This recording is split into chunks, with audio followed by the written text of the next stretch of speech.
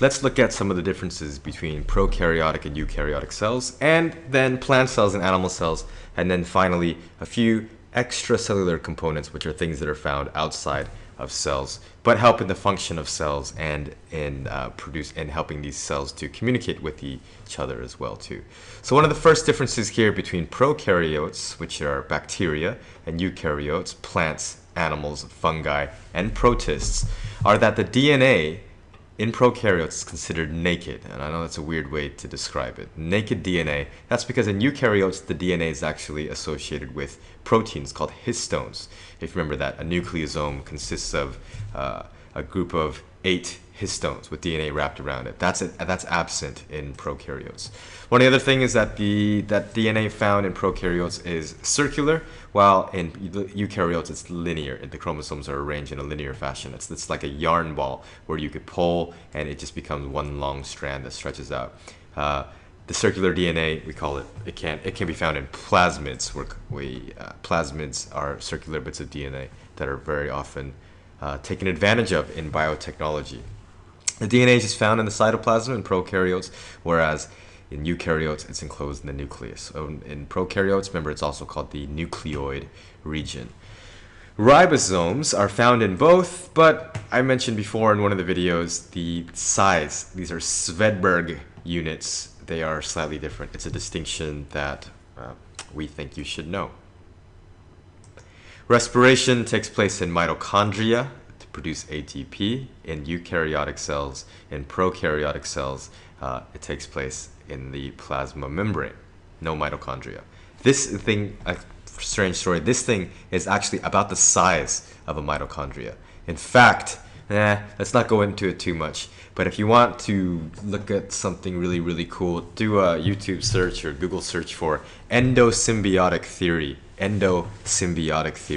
to find out about the origins of some of these things and how eukaryotes even came about.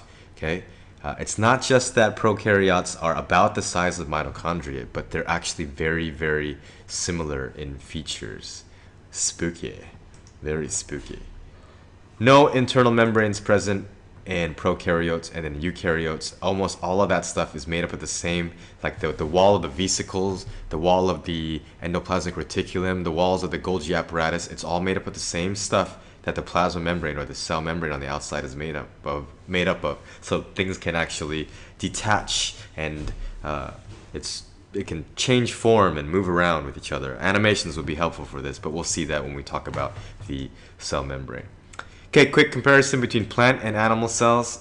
This will be really, really fast, so I'm just going to click. If you went through the video before, it should be pretty straightforward here. Plant cells have a cell wall, animal cells don't. Chloroplasts are found in plant cells because plant cells do photosynthesis, animal cells do not. If they did, maybe they would look like the Hulk. That would be cool. Then the Hulk would never have to eat. He would just have to go to the beach and be able to make his own glucose by suntanning. How awesome would that be? Large permanent central vacuole. In plant cells, animal cells do not have this. But there may be small vacuoles. That's why we call it a large central vacuole, one of the C's. Carbohydrates are stored as starch in plants and stored as glycogen in animals. Okay, glucose is stored as glycogen in the liver. So although the subunits of starch and the subunits of glycogen are the same thing, it's glucose. Lots of glucose molecules make up starch. Lots of glucose molecules make up glycogen. Well, what's the difference? It's the way that they're attached to each other. Really interesting. This is all chemistry. Like, just by changing the way that you bind to other molecules, or just the shape of your molecule, or the location of a bond, or the angle of the bond, can totally change the chemical properties from something good to something that could kill you. Okay, really, really interesting stuff. Finally, I promised a few things about extracellular components. Break this down outside of the cell.